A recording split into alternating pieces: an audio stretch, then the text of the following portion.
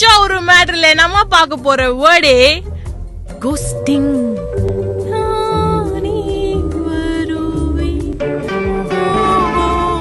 அந்த கோஸ்டிங் இல்லப்பா, ஆனா இதோட அர்த்தம் கேட்டா அதுக்கு பேயே பெட்டர்னு தோணும்.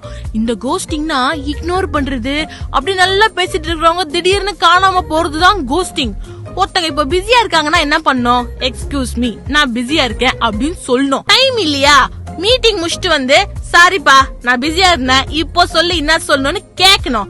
இது ரெண்டுமே இல்லையா, எனக்கு பிடிக்கல, எனக்கு பேச பிடிக்கல, பிளீஸ் டோன்ட் டிஸ்டர்ப் அப்படின்னாச்சும் சொல்லணும்.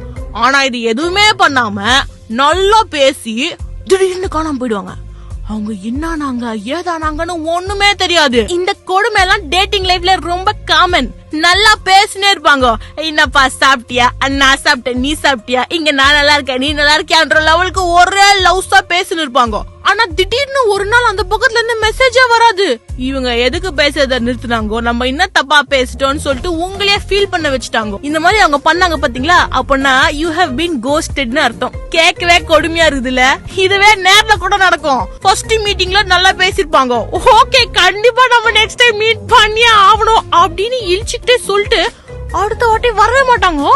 இன்னைக்கு நம்ம புச்சா ஒரு மேட்டர்ல கத்திக்கிட்ட வேர்டே கோஸ்டிங். சுகமா எரிந்தேனே